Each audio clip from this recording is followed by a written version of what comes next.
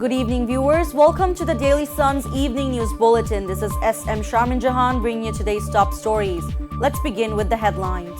Religion should not be used for political gain, PM. Oil prices surpass $120 million amid signals of tightened U.S. sanctions. Islamic Bank has been downgraded from the A to the Z category in the stock market. Putin-Trump 90-minute phone call discussed Iran and Ukraine issues. FIFA is introducing a new rule requiring homegrown players to be played for the full 90 minutes. You have just had a glimpse of the headlines. Let's move from the headlines to the heart of the story.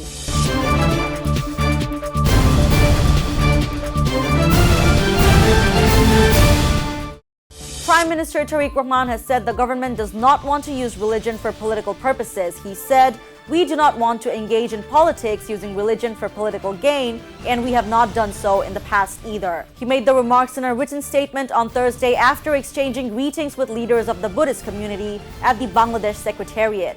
Deputy Press Secretary 𝗞𝗲𝘆𝘄cie𝗿𝗱𝘀 Mahmood confirmed the matter. Oil prices have surged again following reports that the United States is preparing for a long-term sanctions regime against Iran.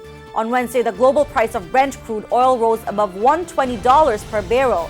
At one point, it briefly reached $122 per barrel, marking its highest level since 2022. According to a BBC report, energy industry executives, including Chevron CEO Mike Wirth, met with U.S. President Donald Trump at the White House on Tuesday to discuss how to limit the negative impact of the conflict on American consumers. Oil traders appear to have interpreted the meeting as a signal that the effective disruption or closure of the Strait of Hormuz could persist for a longer period. The Bangladesh Securities and Exchange Commission (BSEC) has downgraded Islamic Bank Bangladesh PLC from the A category to the lowest set category in the stock market.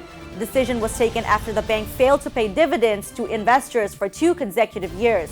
The Z category is considered the lowest classification amongst listed companies in the stock market. The Dhaka Stock Exchange DSE announced the information officially on its website on Thursday. The DSE also stated that following the downgrade, investors will no longer be able to obtain margin loans to purchase Islamic Bank shares, and the rule has come into effect immediately. Russian President Vladimir Putin and U.S. President Donald Trump discussed Iran and the Persian Gulf region with particular focus during a phone call between them.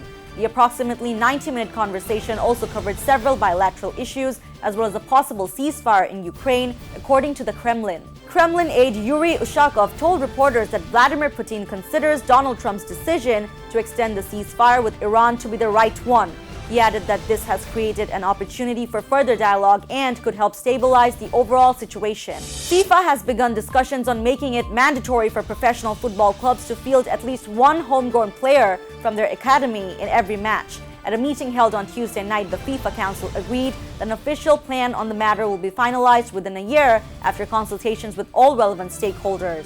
The main aim of the proposal is to increase playing opportunities for young players developed in club academies, especially at clubs that heavily rely on expensive transfer or foreign talent. That's all for today's Evening News Bulletin. Stay tuned for more updates, and you can subscribe to our YouTube channel and follow us on Facebook. Thank you so much for watching, dear viewers. Good night.